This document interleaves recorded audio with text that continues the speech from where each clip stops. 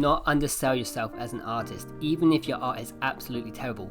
Do not undersell yourself, and have your price list ready before you think of taking on any clients. In this art world, there is a massive stigma when it comes to art and money, and a lot of you be messing up the game, not just for yourself but for other artists too. Let me explain. If you have been in the art game for some time now, I know for a fact you would have heard many people give you that same saying, mates rates, or I'll do it for exposure. Firstly, if they were truly your friend, they would pay you extra because they would want to see you succeed, so get that into your head.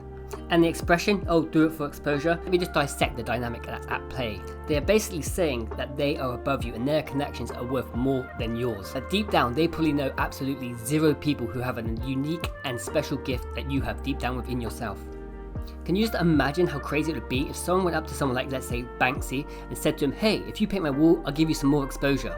That would never happen. And do you know why that is? Because that's because people perceive Banksy to have so much value because of how he's been shoved down our throat for so many years. And that's what leads people to spend hundreds of thousands of pounds on his art. Now, we all ain't got to reach the heights of Banksy, but you as an artist have a lot more value than you're giving yourself credit for. So many talented artists are out there struggling, and it doesn't have to be this way.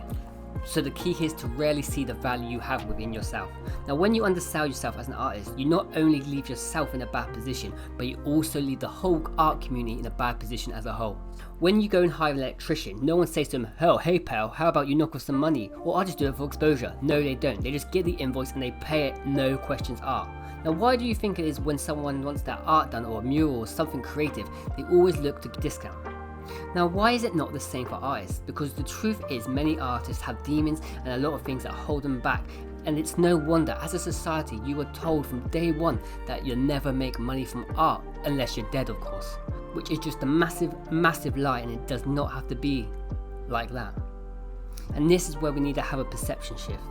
If every artist said tomorrow that they're going to be £500 a day to paint a mural, the world will have no choice but to yield to that perception.